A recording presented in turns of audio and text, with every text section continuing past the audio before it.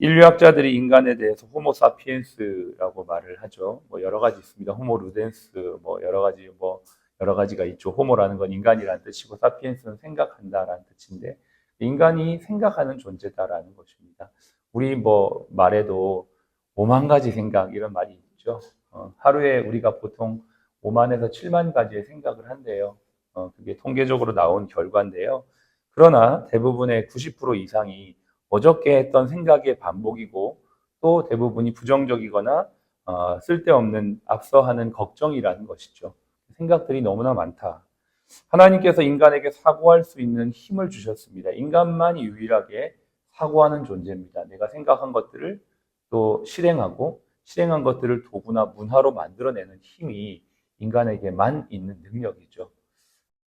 이것이 정말 우리에게는 큰 능력이면서 또 동시에 우리를 옥죄는 감옥이 되기도 합니다. 그래서 어떤 사람들은 생각을 너무 많이 해서 그것이 염려가 되고 염려가 내 몸을 상하는 데까지 이르고 정신병이 되는 경우도 있는 것입니다. 우리에게 주신 생각을 우리는 어떻게 써야 될 것인지 오늘 말씀을 통해 또 한번 생각해 보기를 원합니다. 이곳에 계신 모든 분들이 육체의 노동과 함께 사고의 노동을 함께 하고 계시는 분들입니다. 그래서 퇴근은 해도 그래서 육체는 쉬어도 생각은 멈추지 않고 계속 돌아가고 있는 것이죠. 생각만 도는 게 아니고 전화기도 쉬지 않습니다. 계속 전화가 오고 카톡이 오고 그렇습니다.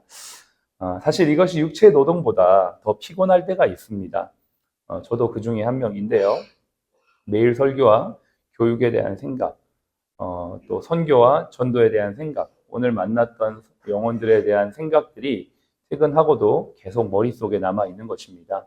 상담을 하면 그 상담의 내용이 제 머릿속에 남아서 그것이 정말 하나님의 뜻대로 어떻게 이루어질까에 대한 기도가 계속 머릿속에 남아 있는 것입니다. 어쩌면 이것이 생각하는 습관이 되어져 있는지를 몰라요. 오늘 수술자가 정말 많더라고요. 정 원장님은 아마 오늘 수술자를 생각하시면서 어젯밤에 아마 계속 어떻게 하면 수술을 잘할 수 있을까 머릿속에 계속 생각을 하셨을 거예요. 아마 운영 원장님은 내일은 119가 어떻게 올까? 119가 어저께 왔는데 내가 어저께 그 사람을 입원시켰는데 오늘은 좀 몸이 어떨까? 아마 계속 생각이 머릿속에 있으실 겁니다. 이게 끝이 없는 거죠. 주님 앞에 갈 때까지 이것은 우리의 삶이 될 것입니다. 다시 한번 말씀드리지만 생각 자체가 나쁜 것이 아닙니다. 다만 불필요한 생각이 고민이 되고 고민이 염려가 되어지는 것, 이것을 성경은 조심하라. 그래서 내일 일은 내일에게 맡기라 라는 성경의 예수님 말씀이 있습니다. 그건 뭐냐면 내일을 주관하시는 분이 주관하는 것이다. 그래서 내일 일어날 일에 대한 염려를 앞서 땡겨서 하지 말라라는 말씀을 우리에게 해주시는 것이죠. 이렇게 주님 말씀하신 건 우리가 너무나 많은 염려를 불필요하게 하고 있기 때문이 아닌가 생각을 합니다. 그러나 오늘 우리가 이 말씀의 본문을 중심으로 이 사도 베드로가 12절부터 우리 21절까지 읽었는데요. 동일하게 반복되어져 나오는 것이 있습니다. 12, 13, 15절인데요. 그게 무엇이냐? 생각나게 하려 하노라 라는 말입니다. 이것은 사실은 굉장히 베드로 후서의 메인 주제와도 같습니다. 이제 이게 걸려 있어요. 생각나게 하기 위해 내가 베드로 후서를 기록했다라는 거예요. 그럼 무엇을 생각하게 할 것인가? 오늘 그 첫 번째입니다.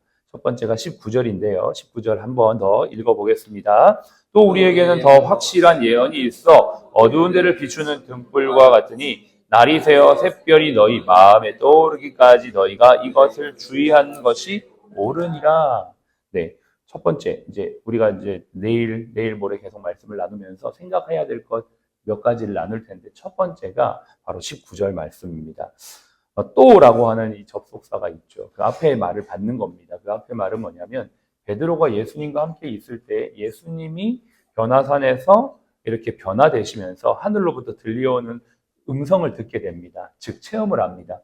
그래서 예수님을 향해 하나님의 음성이 이는 내 사랑하는 아들이다. 내 사랑하는 자다. 내가 이를 기뻐한다. 이렇게 말씀하시는 걸 베드로, 요한, 야고보가 체험을 했거든요. 그게 복음서에 기록이 되어 있습니다. 베드로의 체험을 통해서 예수님이 하나님의 아들이라는 걸 베드로는 경험했던 것입니다. 그 이야기를 하면서 이거는 매우 중요한 경험이다.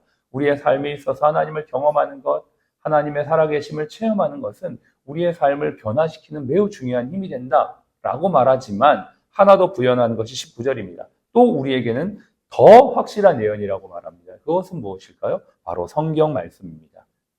하나님께서 구약과 신약 성경을 통해서 결국 오실 메시아를 구약에 예언했고 오신 메시아를 신약에 기록했으며 다시 오실 메시아를 신약에 말씀해 놓고 있는 이것이야말로 우리의 체험보다도 더 중요한 하나님의 약속이라는 것이죠.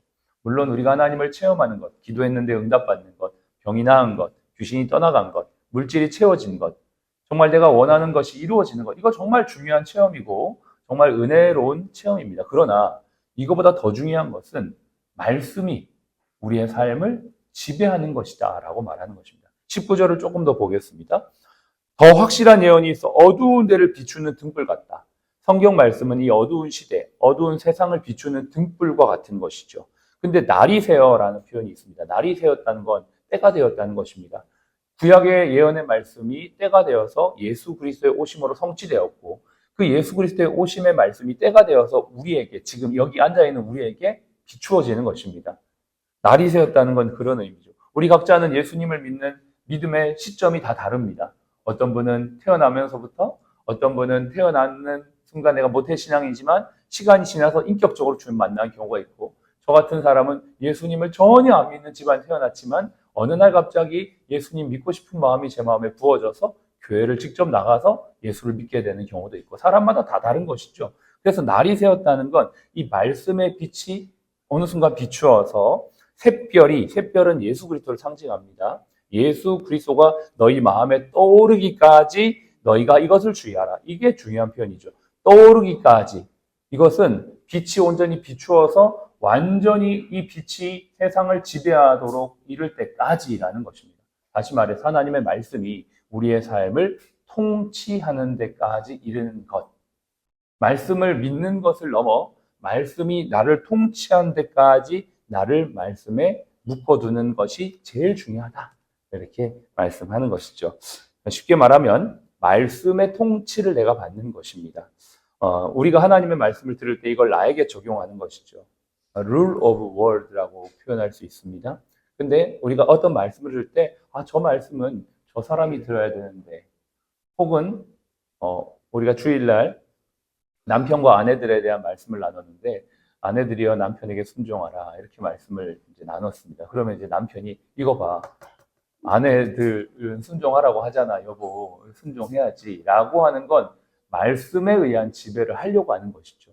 그게 아니고 말씀이 나를 지배하는 것이 첫 번째입니다. 내가 말씀의 지배를 받는 것. Rule of word. Rule by word는 내가 말씀으로 누군가를 지배하고 정죄하고 판단하는 데 이르지 말고 빛이 나를 완전히 지배하도록 내가 말씀의 지배를 받도록 하는 것이 중요하다. 그렇게 되는 것이 우리가 생각해야 될 첫 번째다라는 것을 말하고 있는 것입니다. 우리가 성경을 읽을 때 내가 성경 읽는 게 아니고요. 성경이 나를 읽는 것입니다. 요한복음 14장 26절 말씀에서 예수님은 성령님의 역할을 이렇게 말씀하셨습니다. 그가 너희에게 모든 것을 가르치고 내가 너희에게 말한 모든 것을 생각나게 한다. 예, 오늘도 베드로가 성도들에게 자신의 죽음을 앞두고 이제 내가 너희에게 생각나게 하려고 한다. 그 생각나게 해야 되는 첫 번째가 뭐냐면 말씀의 지배를 우리가 받아야 된다. 예수가 비추어졌을 때 내가 비춰져서 예수를 알고 구원받는 것뿐만 아니라 구원의 삶을 넘어 완전히 말씀으로 내 삶이 지배받는 데까지 이르는 것이 제일 중요한 것이라는 걸 생각하라 라고 우리에게 말해주고 있는 것입니다. 인간은 본래 망각의 존재입니다. 이스라엘 백성들이 홍해의 기적을 보고도 사흘 만에 원망하며 불평했듯이 우리는 어제의 은혜와 감사와 보람이 오늘의 삶의 문제 앞에서 너무나 쉽게 잊혀져 버리곤 합니다.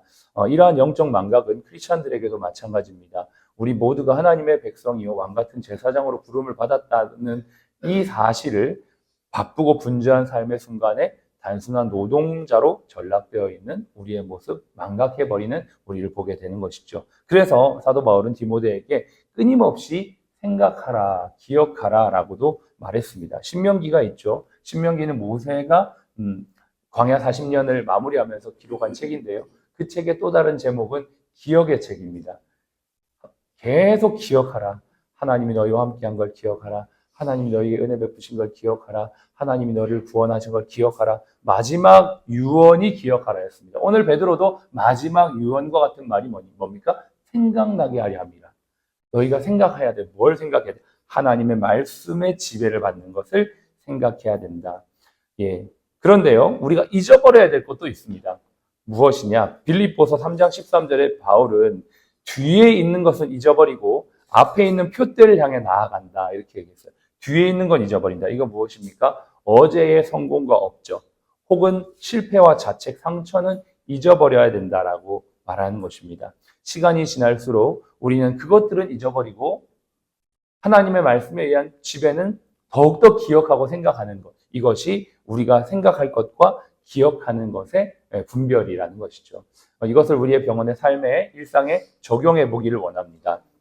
오늘도 우리는 병원에서 환자를 대하면서 우리가 대하는 환자들이 곧 생명에 직결되어 있다는 것을 기억하면서 우리가 기억해야 될 것, 체크해야 될 것이 무엇인지를 생각해 보기를 원합니다. 다양한 교육이 매번 정기적으로 실시돼야 될 이유는 그것이 우리의 생명과 직결되어 있기 때문이고 환자의 생명과 직결되어 있기 때문입니다. 영적인 원리도 마찬가지입니다. 우리가 늘 기억해야 될 것은 우리의 영혼의 생명과 직결되어 있습니다.